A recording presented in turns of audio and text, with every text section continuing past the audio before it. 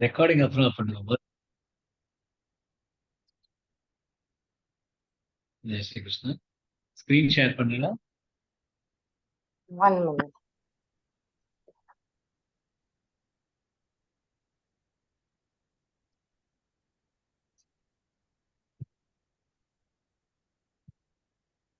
सुजाता जी screen share பண்ணுங்க.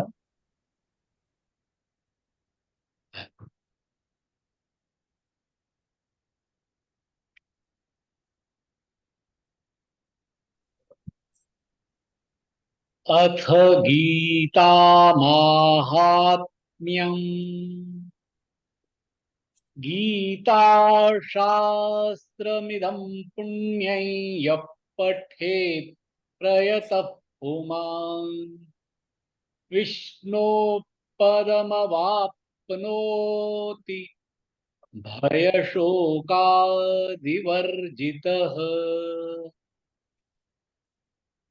गीताध्ययनशीलस्य प्राणायामपरस्य च नैव सन्ति हि पापानि पूर्वजन्मकृतानि च मलनिर्मोचनं पुंसां जलस्नानं दिने दिने सकृद्गीतां भसि स्नानं संसारमलनाशनम्। श्लोकं नितिकं श्लोकम् सुगीता कर्तव्या शास्त्र विस्तरैः पश्य मुखपद्मात् विनिश्रुता। प्लीज म्यूट பண்ணிக்கோங்க. எல்லாருமே ப்ளீஸ் வர்ச்ச மியூட் பண்ணிட்டு வாங்கோ. ஒரு தடவை ஜெய் ஸ்ரீ கிருஷ்ணா சொல்லிட்டு மியூட் பண்ணிட்டேன்னா எல்லாருக்கும் கேட்கறதுக்கு இதமா இருக்கும். 4வது ஸ்லோகத்துக்கு போலாம். கீதா சுகீதா கர்த்தவ்யா இமன்யைः शास्त्र विस्तरैः या स्वयं पद्मनाभस्य मुखपद्माद्विनिसृता. கீதா கீதை சுகீதா இனிமையான ஒரு கீதம் கர்த்தவ்யா செய்யப்படுவது கிம் ஏன் அன்யைஹி வேற சாஸ்திரங்கள் விஸ்தரைஹி விளக்கமாக யா எது ஸ்வயம் தானே பத்மநாபஸ்ய பத்மநாபனின் முகம் பத்மாத் தாமரை வினிஸ்ருதாக பாய்வதுன்னு இந்த நதியெல்லாம் பாயறது தண்ணி ஓடுறது அந்த மாதிரி பாய்வது. என்ன சொல்றதுன்னா பத்மநாபனின் தாமரை முகத்திலிருந்து சுயமாக பொழியும் இனிமையான கீதமான பகவத்கீதையை படித்த பின் வேறு சாஸ்திரங்களை விளக்கமாக படிக்க என்ன தேவை, கிம் ஏன் என்ன ஏன் பண்ணணும் அப்படின்னு ஆதிசங்கர் சொல்றார். உதாரணமா பார்க்கலாம். கீதா சுகீதா கீதா எல்லாமே நெடில் எழுத்துகள், சு மட்டும் குறில் எழுத்து. கீதா சுகீதா சுகீதால சுகீதா கர்த்தவ்யா கர்னப்பா இருக்கு. கர்த்தவ்யா கிமன்யை சாஸ்திர கிமன் மேல ஒரு ஆகாத்துக்கு கிமன்யை சாஸ்திர விஸ்தரைஹி ரை ரேல ரை முழுசா சொன்னோம். ரைஹி யா ஸ்வயம் யா மேல ஒரு ஆகாத்துக்கு யா ஸ்வயம் பத்ம இத்தன்ம ஜாயிண்ட் ஆக்கலாம். பத்ம நாபஸ்ய பத்மநாபன் இல்ல பத்மநாப நாபஸ்ய மேல ஆகாத் கொடுத்து பஸ்ய முக முக இல்ல முக இல்ல முக முக பத்மா பத்மா இதுமா அப்புறம் இது வி எல்லாமே ஜாயிண்டா இருக்கு. பத்மாத்வினிஸ்ருதா த்வினிஸ் இத்வி த்வி நுஸ் நிஸ்ருதா நீ அப்புறம் ஒரு விசர்க்கம் இருக்கு. நிஸ்ருதா ஸ்ருதா இல்ல ஸ்ருதா. முழு ஸ்லோகம். கீதா சுகீதா கர்த்தவ்யா கிமன்யை சாஸ்திர விஸ்தரைः யா ஸ்வயம் பத்மநாபஸ்ய முகபத்மாத்விநிஸ்ருதா. என்ன சொல்றாரு ஆதிசங்கரர்னா, பகவத்கீதையை படித்த பின் வேறு சாஸ்திரங்கள் படிக்க என்ன தேவை? பகவத்கீதை எல்லா உபனிஷத்துல என்ன சொல்லிருக்கோ எல்லாத்தையும் பகவத்கீதை. ஆதிசங்கரர் என்ன சொல்றாருன்னா, வேதங்களோட ஒரு எசன்ஸ், ஒரு ரசம் எல்லாத்தையும் கலந்து எடுத்து ஒரு ரசமா கொண்டு வருது கீதை. ஆதிசங்கரரே சொல்றாரு. ஆதிசங்கரை பத்தி நம்ம என்ன சொல்றோம்? ஸ்ருதி ஸ்மிருதி புராணாமா அயம் கருணாலயம் நமாமி பகவத் பாதம் சங்கரம் லோக சங்கரம். இந்த மாதிரி அவர் யாரு? ஸ்ருதி, கீதை புரிஞ்சவர், ஸ்மிருதி ஞாபகம் எல்லாமே வச்சுருக்கிறவர், எவ்வளவு புனர்ஜென்ம ஞாபகம் எல்லாமே வச்சுட்டு வந்தவர். புராணானாமாலயம், புராணங்களோட ஆலயம் அவர், கருணாலயம். அதாவது அவர் ஒரு கோயில். அவரே இந்த என்ன சொல்றாருன்னா, பகவத்கீதை எல்லா உபனிஷதங்கள், எல்லா புராணங்கள் எல்லாத்தையோட ஒரு சாரம், எல்லா வேதத்தோட சாரம் என்னன்னா பகவத்கீதை. எல்லா உபனிஷத்துலயும் நிறைய விஷயங்கள் கொடுத்திருக்கா உபனிஷத்துல. உபனிஷதங்களே என்ன சொல்றா? வேதாந்தம் அப்படிங்கிறா.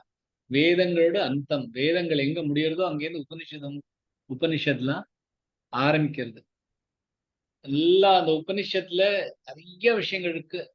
ஆன்மீக வழியில போறதுக்கான நிறைய விஷயங்கள் அதுல எப்படி கேட்கணும், எப்படி அதை பத்தி யோசிக்கணும், எப்படி அதை நினைச்சுன்னு தியானம் பண்ணணும், எல்லாமே இந்த உபனிஷத்துல கொடுத்திருக்காரு. ஆனா அது வந்து கேட்டுண்டு நம்ம மாதிரி நார்மலா ஜனங்கள் அதெல்லாம் கேட்டுண்டு அதை கேட்டுண்டு அதை பத்தி தெரிஞ்சுண்டு அதை பத்தி யோசிச்சுண்டு அது மேல தியானம் பண்றதுக்கெல்லாம் நம்மள்ட்ட அவ்வளவு பாக்கியம் நம்ம பண்ணின்னு வரல. ஏதோ மனுஷ பாக்கியம் கிடைச்சிருக்கு, அது அவ்வளவு ஒரு பாக்கியம் தான் இருக்கு நம்மள்ட்ட.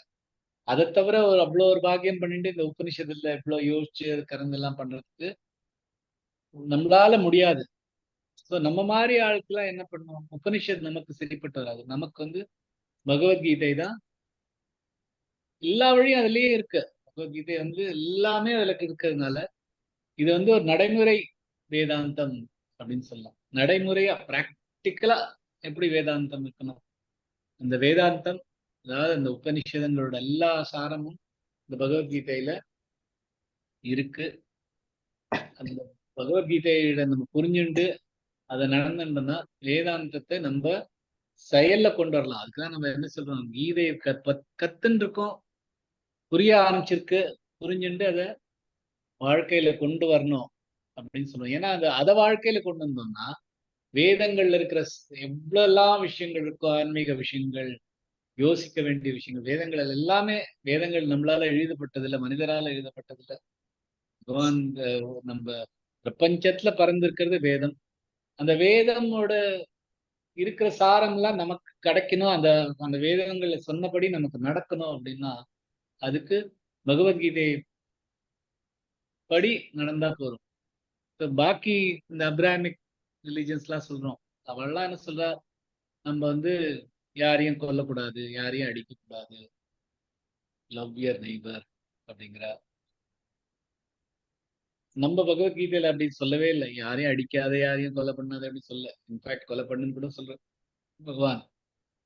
ஸோ அவாதான் ஆக்சுவலி பார்த்தேன்னா கொலை எங்க நடக்கிறது, அடி எல்லாம் எங்க நடக்குதுன்னா அங்கதான் நடக்குது.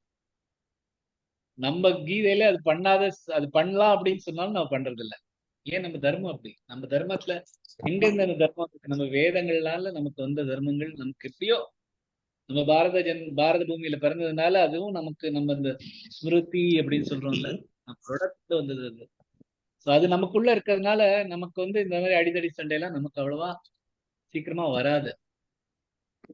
ஸோ ஏன்னா அது நம்மளுக்குள்ள இந்த வேதாந்தம்ங்கிறது ஊன்றி இருக்கு.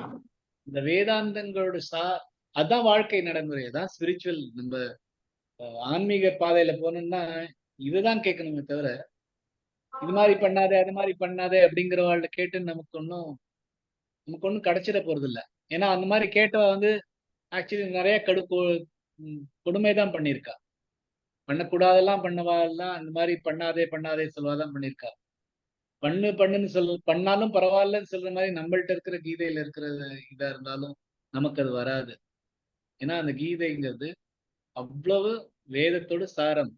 வேதத்துல என்ன என்ன இருக்கோ எல்லாமே அதுல கொண்டு வந்ததுனால அதோட ஒரு துளி நமக்குள்ள வந்தாலே போதும். நமக்கு எல்லாம் எப்படி நடக்கணும், எப்படி இந்த ஆன்மீக வழியில நடக்கணும், எப்படி நம்ம பகவத் பாதை நமக்கு கிடைக்கும் அப்படிங்கிறதுக்கு தானே நம்ம வந்திருக்கோம். அது வரணும்னா இந்த மாதிரி ஒரு நடைமுறை கீதை, நடைமுறை வேதாந்தம்ங்கிற கீதையை நம்ம கடைபிடிச்சாலே அதெல்லாம் நமக்கு கிடைச்சிடும்.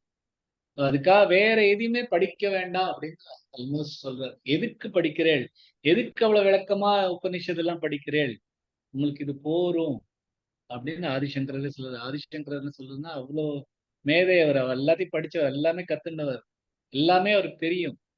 அவரே இதுதான் சொல்றாரு பகவத்கீதையே. கிம், எதுக்கு, சாஸ்திர விஸ்தரை கிம்,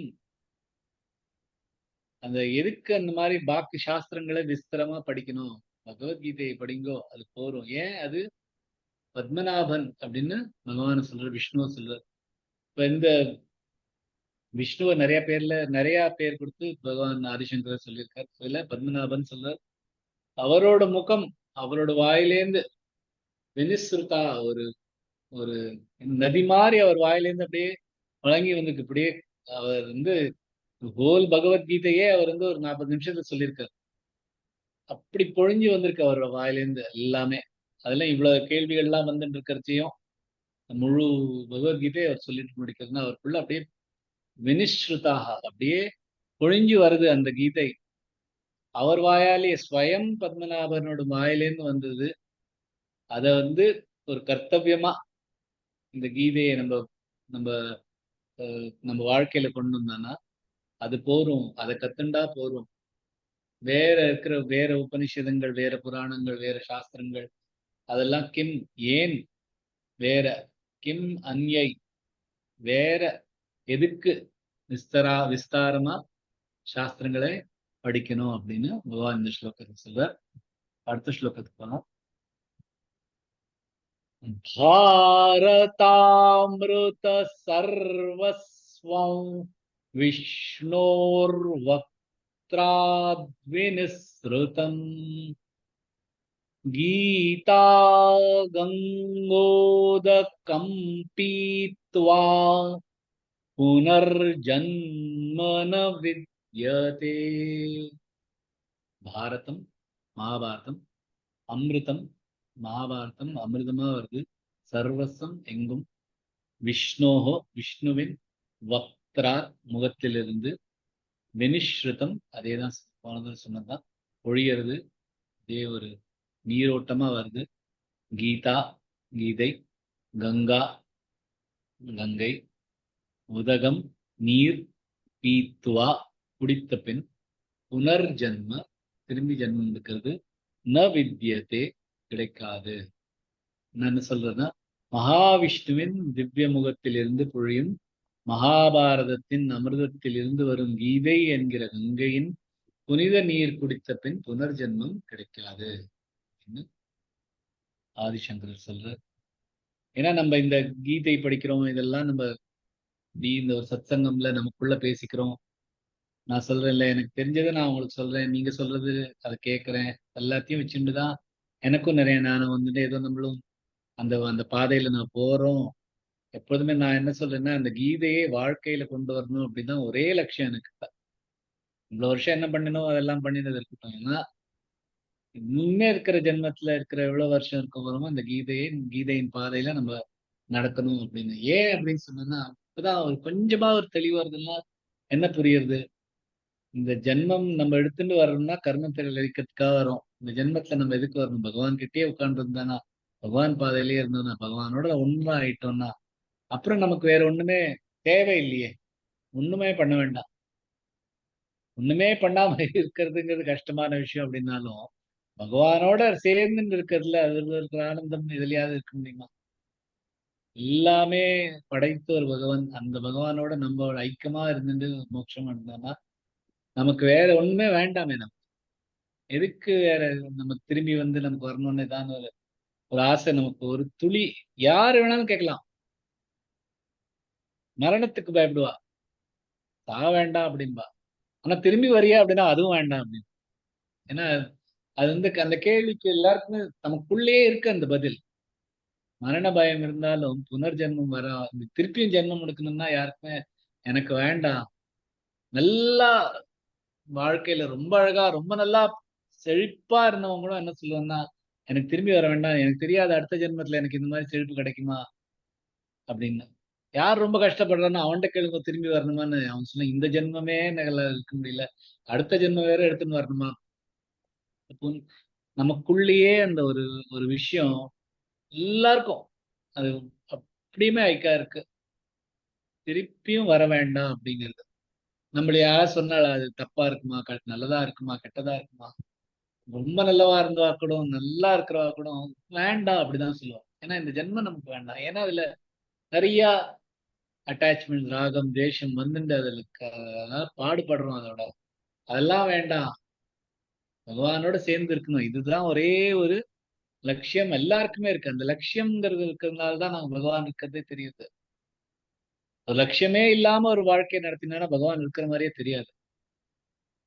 ஒரு லட்சியம் வந்த அப்புறம் தான் தெரியுது பகவான் எப்பொழுதும் ஒரு மனசுல ஓடிட்டு இருக்கும். இது நடக்கணும் அப்படின்னு.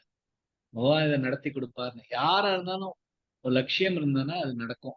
அப்பதான் பகவான் இருக்கிற மாதிரியும் தோணும். லட்சியமே இல்லாம ஒரு மாதிரி இருந்தானா பகவான் இருந்தா பாடா இல்லாத பாடா ஆயிடும். நமக்கு ஒரு லட்சியம்னு வந்த உடனே ஒரு பகவான் வரும். நமக்கு லட்சியம் என்ன? இப்ப கடைசியில எவ்வளவுதான் வாழ்ந்தாலும் புனர்ஜென்மம் வர வேண்டாங்கிற ஒரு லட்சியம் தான் எல்லாருக்குமே இருக்கணும். அந்த அந்த மாதிரி ஒண்ணு வரணும்னா என்ன? பகவான் என்ன சொல்லியிருக்கார்? கீதையில எழுதினபடி இந்த இரு தத்துவகுணத்தை கொண்டு வா. தத்துவகுணத்துல வந்தோடனே அதை பத்தி இந்த ஒளி தெரியும். அந்த ஒளியை வச்சுட்டு நீ மேல வந்துடலாம் அப்படிங்கிற என்ன என்கிட்ட சரணம் அடைஞ்சது நான் உன்னை அழிச்சுன்னு போறேங்கிற எவ்வளோ விஷயம் இருக்கு. க்ஷிப்ரம் பவதி. ஒரு செகண்ட்ல உன்னை நான் எடுத்துன்னு போயிடுவேன் என்கிட்ட அப்படிங்கிறது. எவ்வளவு விஷயம் சொன்னாலும் நம்மளால அதெல்லாம் கேட்டுக்க முடியறது இல்லை. என்ன நமக்கு அவ்வளவு பக்குவம் இல்லை. ஆனா அதை கொண்டு வந்துட்டோம்னா அவர் நம்மள எடுத்துன்னு போறேன்னு கேரண்டி கொடுத்துருக்காருல்ல. நம்மள அழிச்சுன்னு போவேன்னு நான் சொல்றேன் அப்படின்னு சொல்லியிருக்காரு. அப்படின்னு அவர் சொன்னப்புறம் அவர்கிட்ட அதை கேட்காம நம்ம இருக்கிறது நம்மளோட தப்பு தான். சோ கீதா வந்து ஒரு கங்கை மாதிரி வச்சுங்க. கங்கை வந்து ஒரு புனித நீர். எவ்வளவோ சயின்டிஸ்ட்லாம் நிறைய தேடி பண்ணி பார்த்தாலும் இந்த கங்கை நீர்ல என்ன அப்படி ஒரு விஷயம் இருக்கு? எதை போட்டாலும் எவ்வளவு பாபங்கள் எவ்வளவு அழுக்கு போட்டாலும் அந்த கங்கை நீர் எப்பொழுதுமே சுத்தமா இருக்கு. ஏன் அப்படின்னு நிறைய பேர் இன்னும் யோசிச்சுருக்கா தெரியாது. அது பாரத வருஷத்துல வந்து அந்த ஒரு நதி, இந்த அவ்வளவு தூய்மையான நதி, எல்லா பாப்பங்களையும் அழிக்கிற நதின்னு சொல்றோம். ஸோ அதை வந்து கீதையே அந்த கங்கை நதியோட சேர்த்துண்டு அந்த கங்கையோட அதை குடித்தோம்னா புனர்ஜென்மம் கிடைக்காது.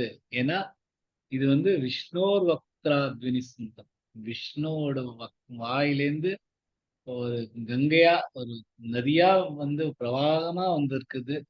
அந்த ஒரு கங்கையோட நம்ம கங்கையான கீதையிலிருந்து கொடுத்தோம்னா நமக்கு புனர்ஜென்மம் கிடைக்காது அப்படின்னு ஆதிசங்கரர் இந்த ஸ்லோகத்தில் சொல்லியிருக்க. ஒவ்வொரு விஷயமா பார்க்கலாம். பாரதாமிருத பாரதா தா நடுலெழுத்து பா நடுலெழுத்து மிருத மிருத இல்ல மிருத அப்படின்னு சொன்னாலே மீனிங் மாறிடும். அதுக்காக மிருத மிருத சர்வஸ்வம் சர்வ அப்பா இருக்கு ஸ்வம் அவன் வேணும். ஏன்னா வி வரதுனால விஷ்ணோர் வக்ரா விஷ்ணு வீமில இருக்கு. நோர் வக்ரா இத்திர 3 இருக்கு. வக்ரா द्विनिस्मृतं द्विनि त्रा மேல ஒரு ஆகாத் இருக்கு. வக்த்ராத்வி நிஸ்மிருதம் கீதா கங்கோ கங்கோ இங்கன் கஜண்டகல க மேல ஒரு ஆகாத் இருக்கு.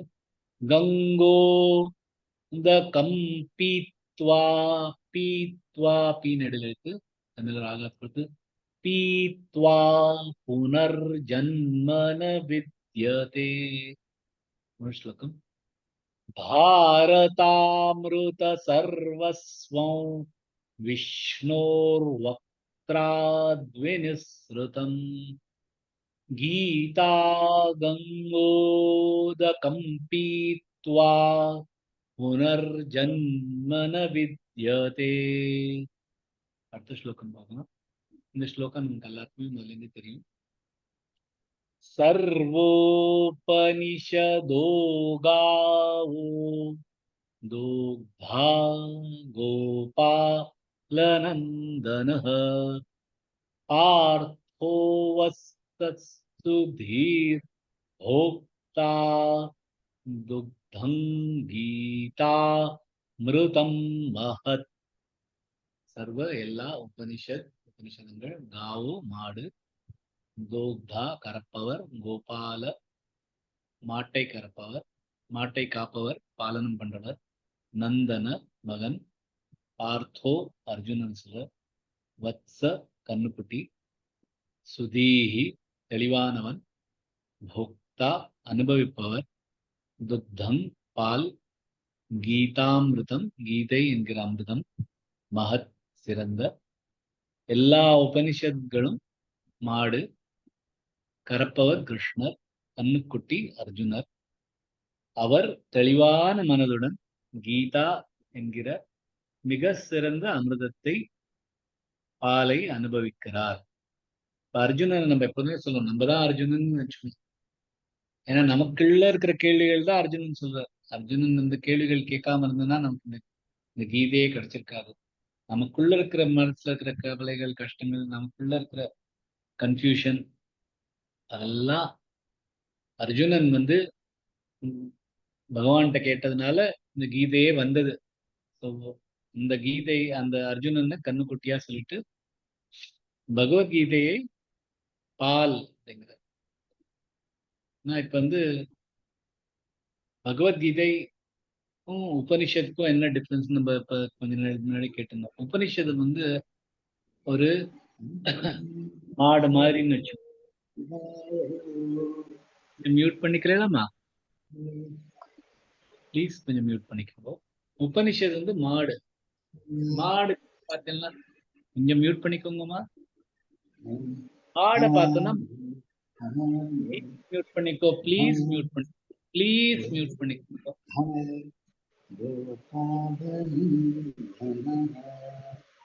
கொஞ்சம் மியூட் பண்ணிக்கிறீங்களா ப்ளீஸ்?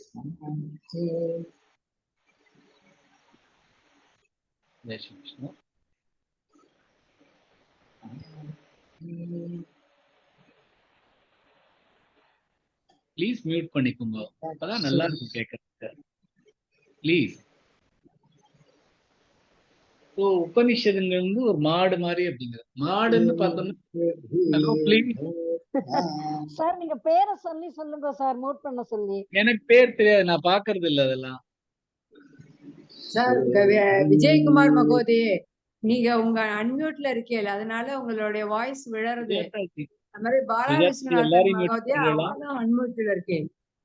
இல்லாட்டா எல்லாரையும் மியூட் பண்ணிடுங்க சார். கொஞ்சம் தயவு செய்து எல்லாரும் மியூட் போட்டுக்கோங்க. பாலா விஸ்வநாத் அவரும் அன்மியூட்ல இருக்கீங்க, நீங்களும் மியூட் பண்ணிக்கோங்க.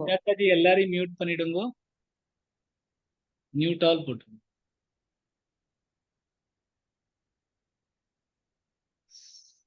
சுஜாதா ஜி சுவாமிஜி எல்லாரும் மியூட் ஆயிட்டா. நீங்களும் மியூட் பண்ணிக்கோ. தேங்க்யூ. ஸோ இப்போ என்ன சொல்லியிருந்தோம்னா, ஒரு உபனிஷத்துங்கிறது ஒரு மாடு மாதிரி அப்படிங்கிற. மாடு அப்படின்னு பார்த்தோம்னா அதுக்கு மூஞ்சி இருக்கு, கண் இருக்கு, ஹார்ன்ஸ் இருக்கு, கால்கள் 4 கால்கள், வால் இருக்கு, எல்லாம் தான் சேர்ந்து மாடு. ஆனா நம்ம மாடு ஏன் வச்சுக்கிறோம்? மாடுல இருந்து நமக்கு தேவையானது ஒரு பால் தான். மாட்டுல இருந்து நமக்கு பால் தான் தேவையானது. மாடு தேவையானதா? மாடு வேணும் தான். மாடே நம்மள ஒரு மாடை நம்ம பகவானை தான் நினைச்சுட்டு பண்றோம். ஏன்னா பால் கொடுக்கறது, இந்த பால் குழந்தைகள் பிறந்த உடனே முக்கியமா கொடுக்க வேண்டியது பால். இந்த பால் தான் ஜீவன் கொடுக்கறது எல்லாருக்கும். அதனால பகவான் நம்ம ஒரு மாடை பாலா நினைச்சிட்டு இருக்கோம். அதனாலதான் கோபாலா அப்படிங்கோ கோ ரக்ஷணம் பண்றது நம்மளோட தர்மம். ஏன்னா அது நமக்கு பால் கொடுக்குது. இந்த கோபாலநந்தனா, கோபாலன்னா கௌரக்ஷணம் பண்றவரோட மகன் அப்படின்னு நம்ம பகவானே கூப்பிடுறோம்.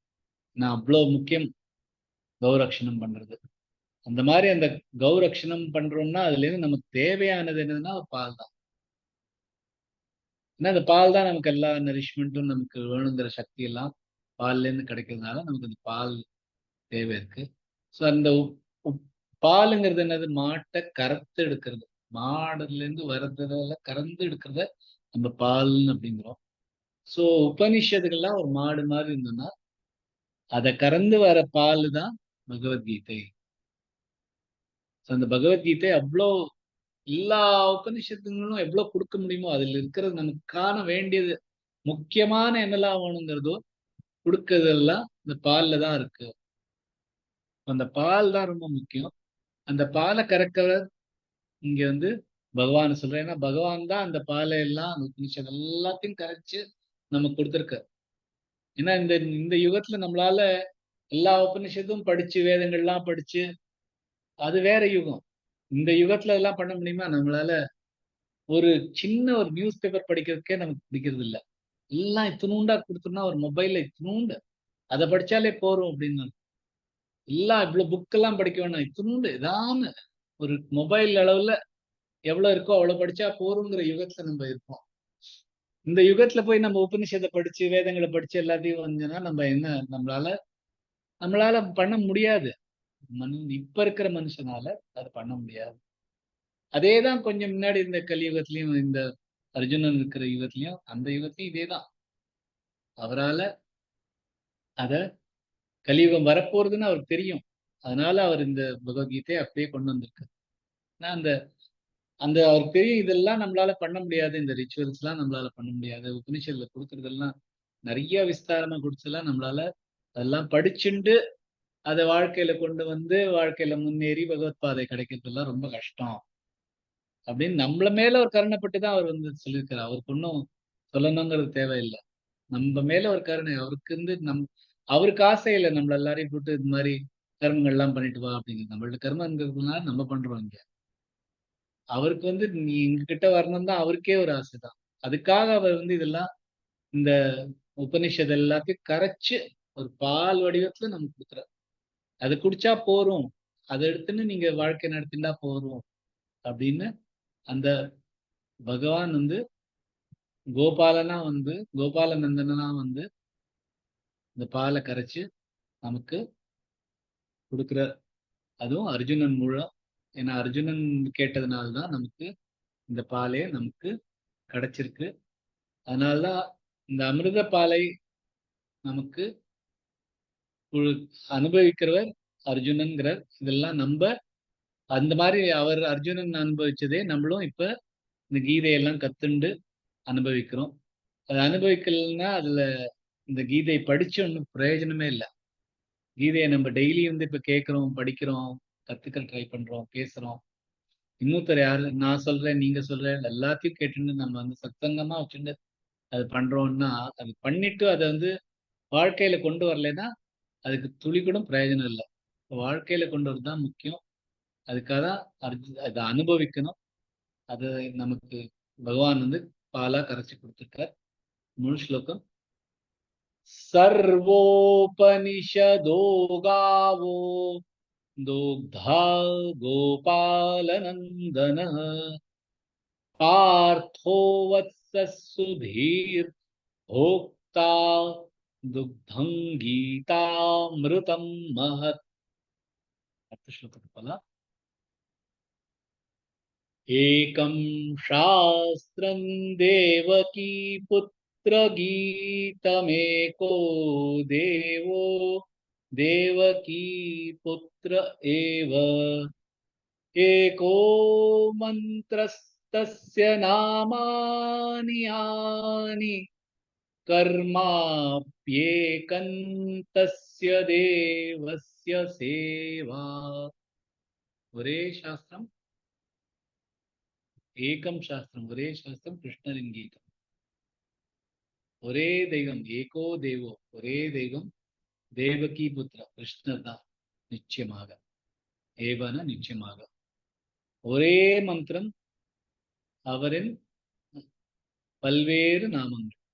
அவர்னா தஸ்யன அவர், யானின பல்வேறு, அவரின் பல்வேறு நாமங்கள். ஒரே கடமை, கர்மாப்பியக்கம். ஒரே கர்மம் என்னன்னா தஸ்ய அவரின், தெய்வத்தின் சேவை, தேவஸ்ய சேவா, அந்த தெய்வத்தின் சேவை தான் இந்த ஸ்லோகத்தில் சொல்றார். இந்த மாதிரி பகவான் வந்து பகவத்கீதையில நிறைய வாட்டி சொல்லியிருக்காரு, நான் ஒண்ணு இருக்கேன், என்ன ஒண்ணு இருந்தா போறோம். சர்வஸ்ய சாஹம் ஹிருதி சந்நிவிஷ்டோ மத்த ஸ்மிருதிர்ஞான மபோஹனைச்ச வேதைश्च सर्वैरहमेव वेद्यो வேதாந்த கிருத்வேத விதேவ சாஹம் அப்படின்னு நிறைய பேர் இந்த ஸ்லோகத்தை கேட்டிருக்கு.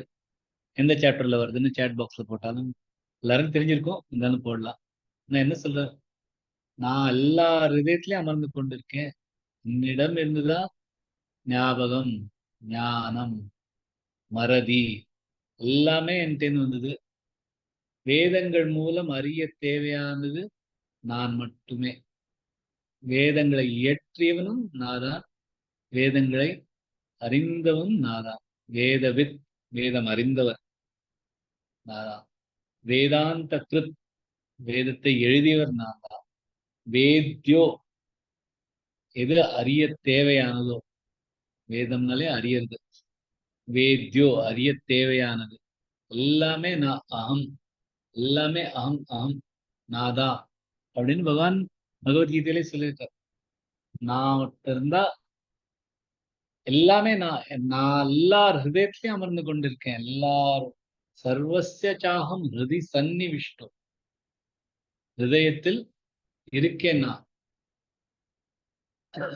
எல்லாமே மத்த, மத்தன என்னிடமிருந்து, ஸ்மிருதி அப்படின்னா ஞாபகம் சொன்னேன், ஞானம், அப்போகனம், மறதி எல்லாமே என்னோட தான். எல்லாமே நான் இருக்கிறச்ச வேற யாருமே வேண்டாம் அப்படின்னு பகவானே சொல்லிருக்கார். அதேதான் ஆதிசங்கரும் இந்த ஸ்லோகத்துல சொல்றார்.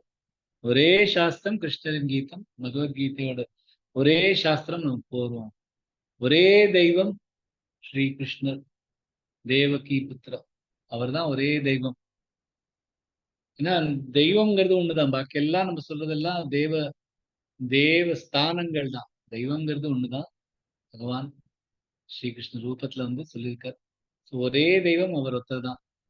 ஒரே மந்திரம், அவருடைய பல்வேறு நாமங்களை சொல்லிட்டு இருந்தோம்னா அவரே சொல்றார், நம்ம அவர் நாமத்தை சொல்லிட்டு நமக்கு நம்ம மரணம் போது நம்ம அவரோட நாமத்தை எடுத்தோம்னா நம்ம வந்து ஸ்ட்ரெயிட்டா போயிடுவோம், நம்ம என்னதான் பண்ணியிருந்தார். எப்பொழுதுமே அவர் நாமத்தை சொல்லிட்டு இருக்கணும். சாகரிச்ச சமயத்துல அவர் ஞாபகம், நம்ம இப்பயே பிராக்டிஸ் பண்ணாதான் அவருக்கு, அவர் நம்ம சாகர சமயத்துல அவர் பேரு வாயில வரும். சோ அது எப்பொழுதுமே அவர் நாமம் சொல்லியிருந்தாதான். அவரின் பல்வேறு நாமங்கள் தான் ஒரே மந்திரம். ஒரே கடமை என்னன்னா அவருக்காக சேவை பண்றதுதான் ஒரே கடமை. அதாவது பூஜை பண்ணணும் அப்படின்லாம் இல்லை. அவர் சேவைன்னா என்ன, அவர் கொடுத்த கர்மங்களை நான் பண்ணிட்டே இருந்தோம்னா, ஒரு கர்மங்களோட விளைவுகள் இல்லாம அவருக்காக பண்றோம் அப்படின்னு நினைச்சுன்னு பண்ணோம்னா அதான் அவரோட சேவை. அதை பண்ணா போறோம் அப்படின்னு ஆதிசங்கர் சொல்ற.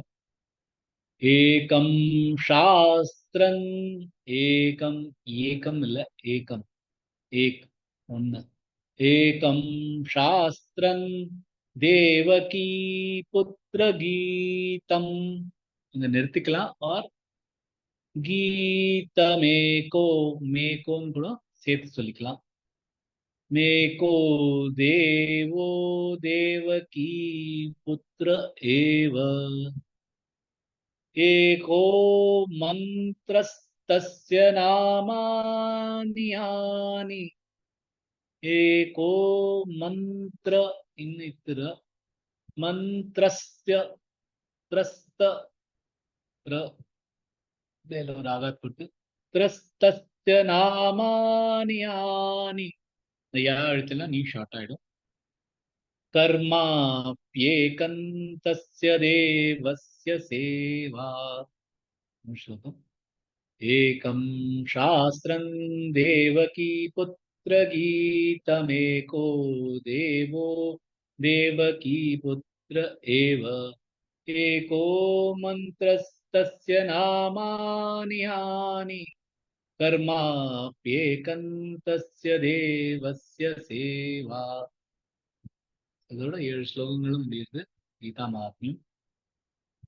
நீங்க ரெக்கார்டிங் ஸ்டாப் பண்ணிக்கலாம்.